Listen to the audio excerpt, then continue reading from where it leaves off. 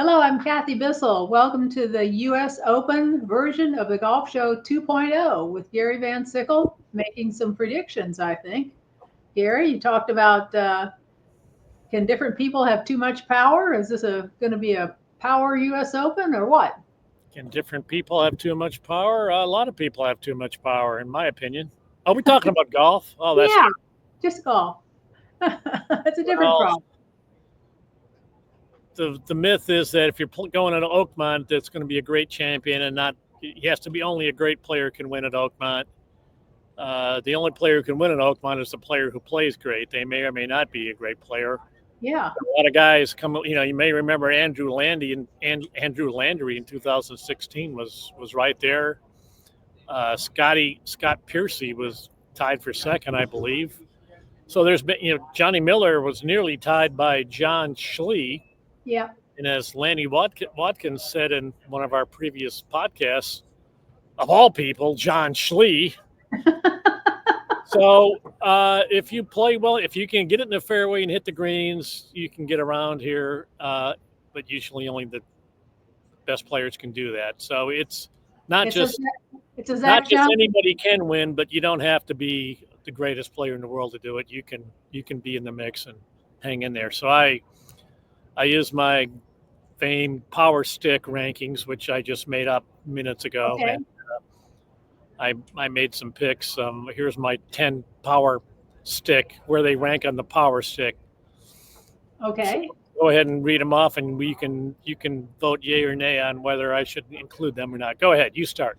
I'm going to start at number 10. Keegan Bradley.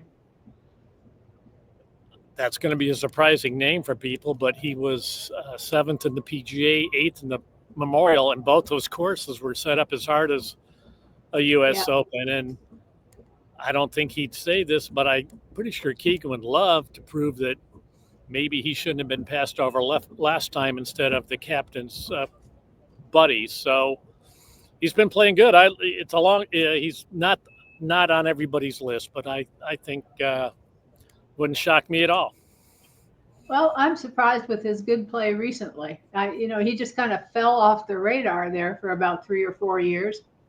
And, it's kind of almost what happened to Keegan Bradley. And then he got named to be Ryder Cup captain, and his play skyrocketed. I mean, it just took off. Yeah, So, maybe it inspired him, and maybe it helped him get out of his own way. well, good for him, I say. Anytime you can do well, that's a good thing. John Rahm. He's been playing better lately, and we know he's been kind of on cruise control on live, and he's had 11,700 straight top tens there. But I mean, it's just not that hard. But he did seem to play with more urgency at the PGA Championship, and I think he kind of is back on solid ground now with his game and his swing. So I would hate to leave him off the list, given his record in the Yeah. U.S. Opens and Masters. He's a legit, his He can, former number one. He's legit. well, he can hit it straight too. A lot of people have a hard time hitting it straight. You'd like to pick Jordan Spieth or something, but for him to, even though he's been driving the ball better, for him to keep the ball out of the rough as many times as you need to at a U.S. Open, especially at this one with the rough so thick and high, and with him having a wrist injury. Same for Justin Thomas. I looked up their stats from, uh, how often they miss the fairways and stuff, and you just kind of shake your head and go, no, they've got no chance. You may want them to win, but unless they can figure out how to keep the ball straight, they're not going to. And John Rahm doesn't have that problem. Okay, next on your list, Nick Taylor, the Canadian. He's going to start winning national opens everywhere. He is underrated. He ranks pretty high in fairway sit and green sit. He's 3-0 in playoffs on the tour. Oh, that's He interesting. comes through in the clutch. So for those things, and there's always somebody you don't expect in the U.S. Open, and maybe Yeah.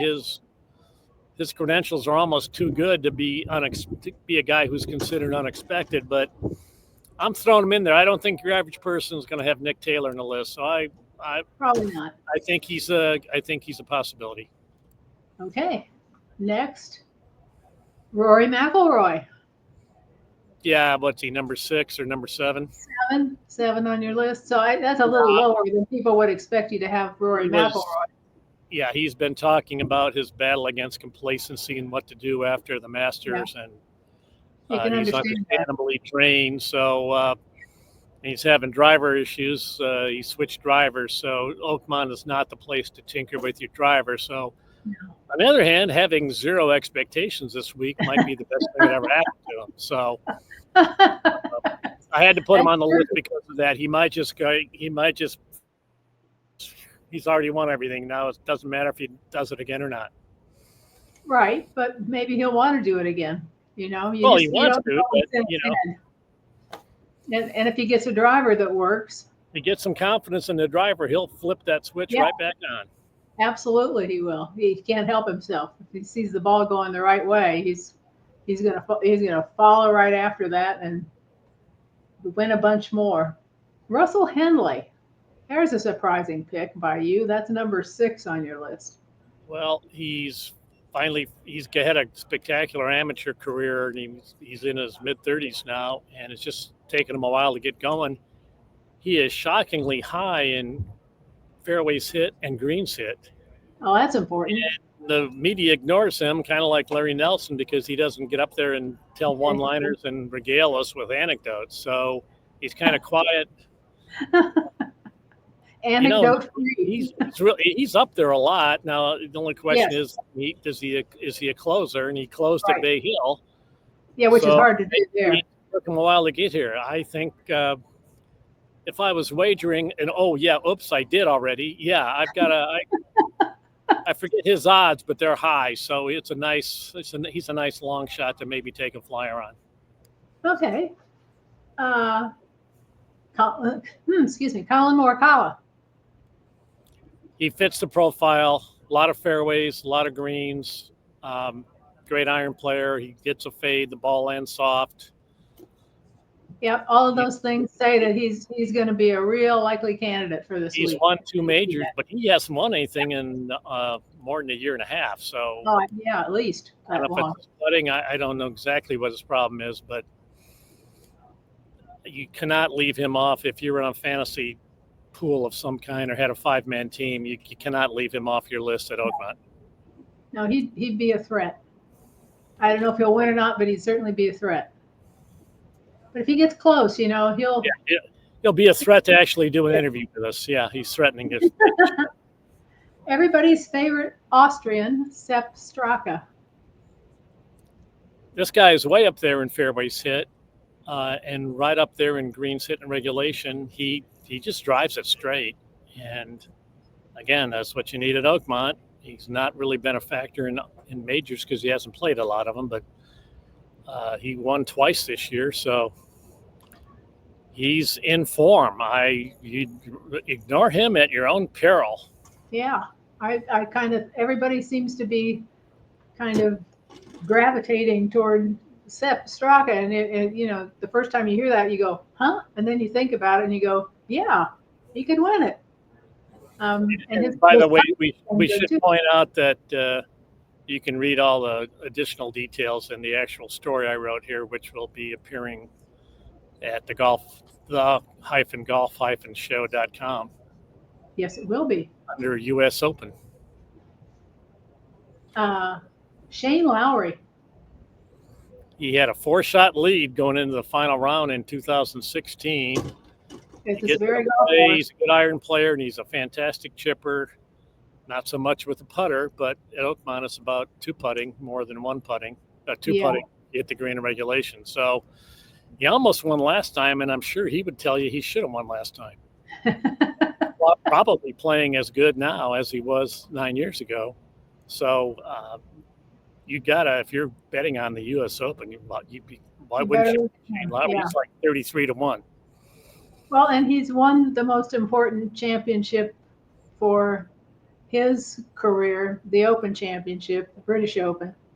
And he won it in Northern Ireland. So this guy's never paying for a drink.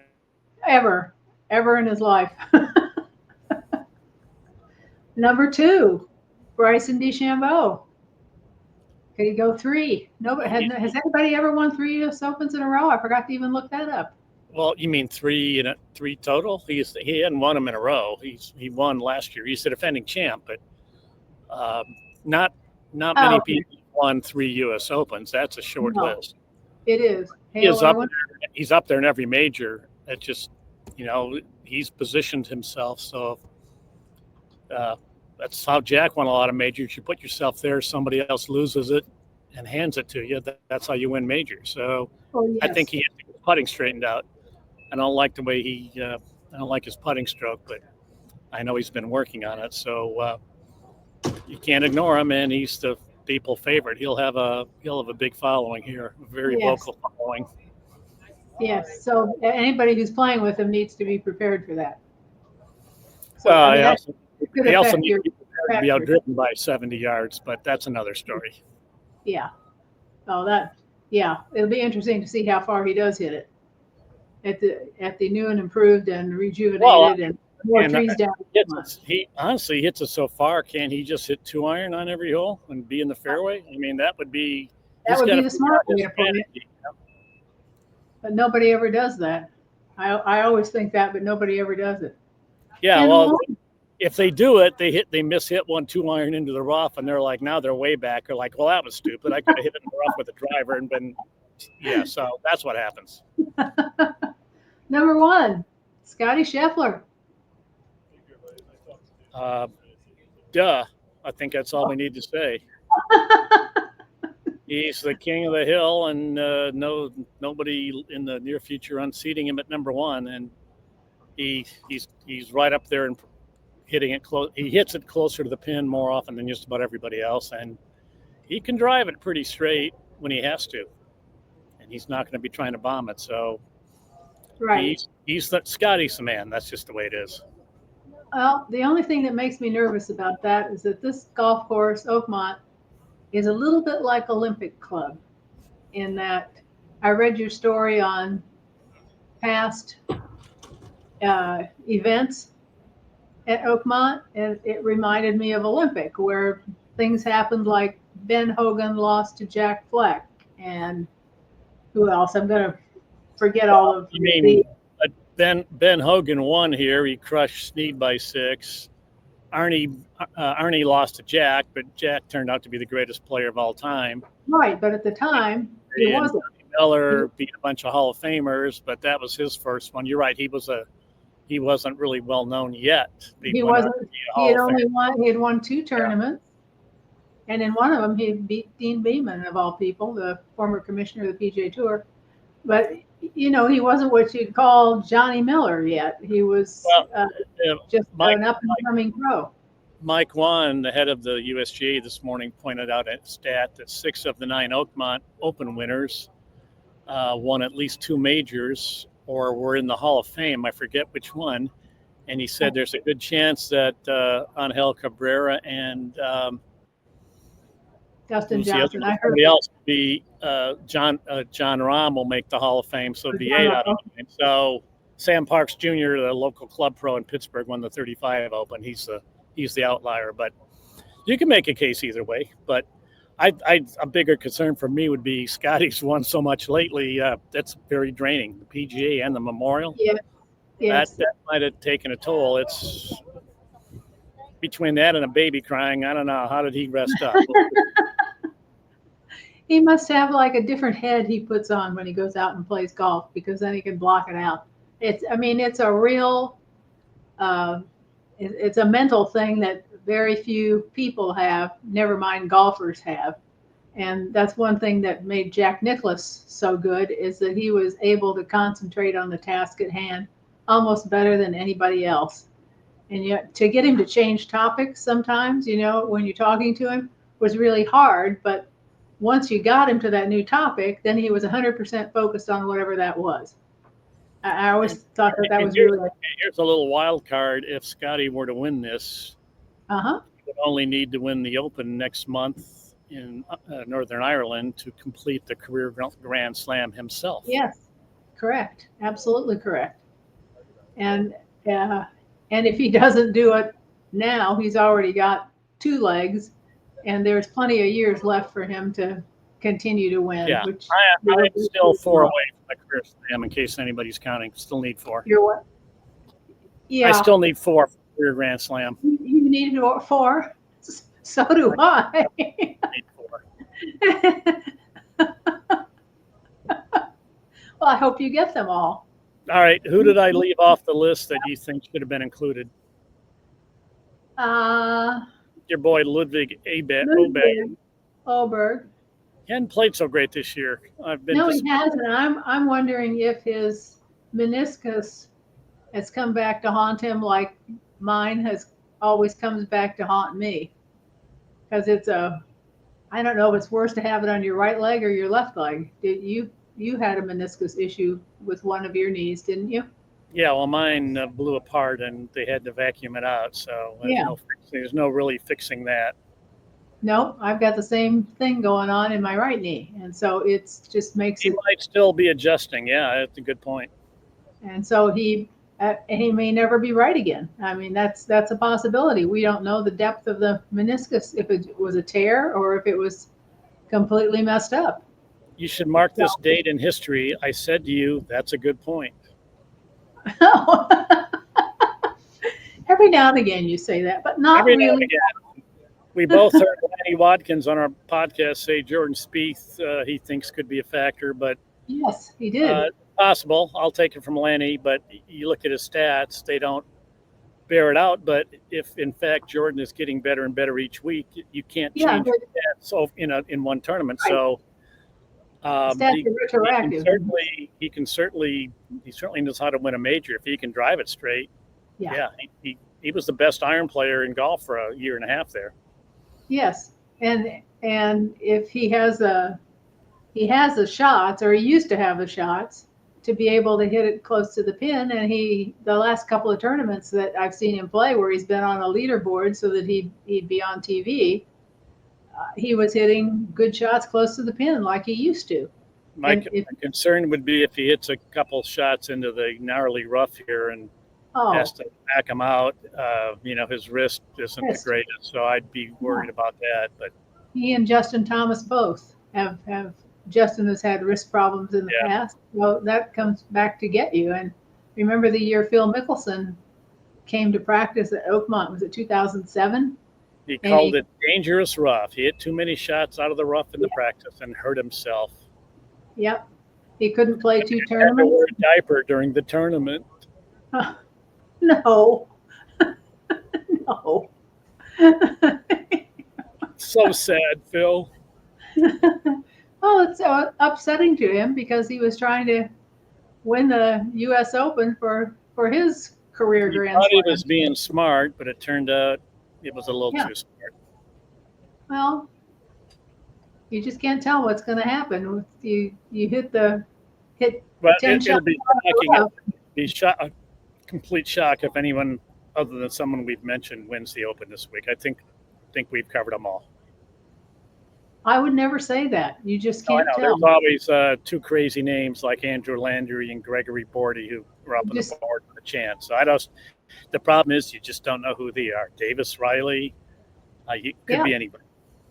And we won't know for at least a couple of days. And the hard part is you got to go 72 holes.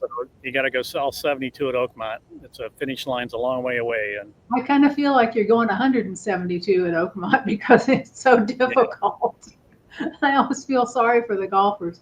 The only course I think that may be more annoyingly difficult than Oakmont is Oakland Hills, because they have all those uphill greens, and those just drive you nuts. But that's just my opinion. Plenty of people like them. Okay, well, you have traffic to go in. Okay, people, bet early and bet often. You heard it from the expert. Thank you, Gary.